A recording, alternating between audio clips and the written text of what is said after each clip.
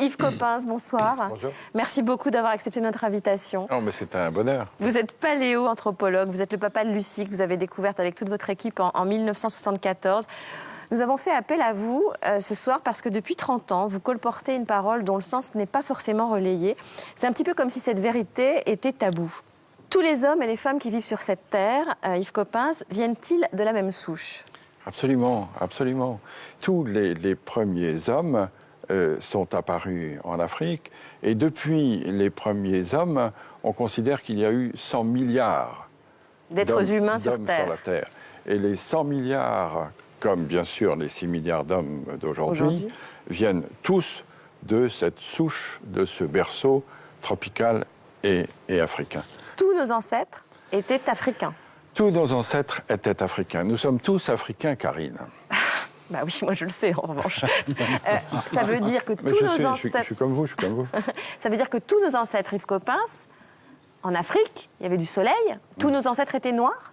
Ah, tous nos ancêtres étaient certainement bruns, parce que, étant donné l'ensoleillement de l'Afrique, et étant donné probablement la peau nue qu'ils avaient il y a 3 millions d'années, ils ne pouvaient pas être autrement que bronzés.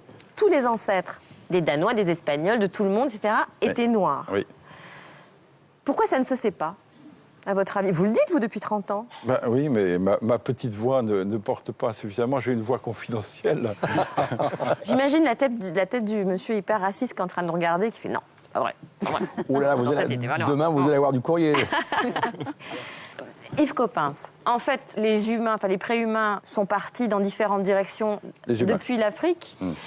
Et puis, pour s'adapter au climat, pour s'adapter à leur environnement, ils ont déterminé des traits qui étaient le plus adaptés, c'est ça ? C'est ça. C'est-à-dire que les humains, à partir de 3 millions d'années, à partir du moment où ils ont eu la culture, à partir du moment où ils ont eu la conscience, tout ça, ça a 3 millions d'années.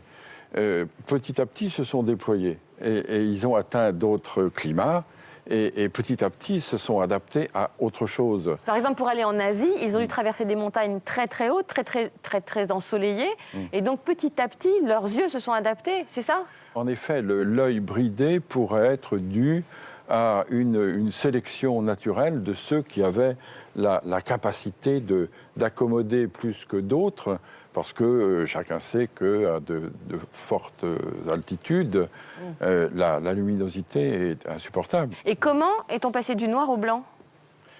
Là aussi, c'est un gradient de couleur, un gradient de coloration, c'est-à-dire qu'avec moins d'ensoleillement, on avait nécessité d'avoir une peau avec un écran moins fort pour que la synthèse de la vitamine D, qui est la synthèse de croissance, puisse se faire. Donc par sélection, ceux qui n'avaient pas la vitamine D, donc les plus noirs, sont restés soit en Afrique, soit se sont éteints. Et ce sont les de plus en plus blancs qui ont pu survivre. C'est une sélection qui s'est faite du noir au plus clair. Si on a un écran de mélanine là où il n'y a pas beaucoup de soleil, la vitamine D ne se synthétise pas et on ne grandit pas. Ah. Et du coup, ça gêne évidemment la croissance et le développement de population. Donc le blanc pour vous, c'est pas une couleur ? Le blanc, c'est une décoloration. Les blancs sont décolorés pour vous ? Oui, je suis un décoloré. Ah oui. Et l'œil bleu, c'est épouvantable ce que je vais dire. C'est un œil qui n'a pas de couleur, c'est le fond qui se reflète. Ah, c'est intéressant. Bah non. Bah si. Merci beaucoup Yves Coppens. Mais je voulais ajouter quelque chose qu'on ne sait peut-être pas assez. Vous savez qu'aujourd'hui, les 6 milliards et demi d'hommes qui sont sur la Terre sont 6 milliards et demi d'Homo sapiens sapiens. Or, dans la classification, notre classification scientifique, le genre Homo, c'est le genre humain. Le premier sapiens, c'est l'espèce sapiens, et le deuxième sapiens, c'est la race.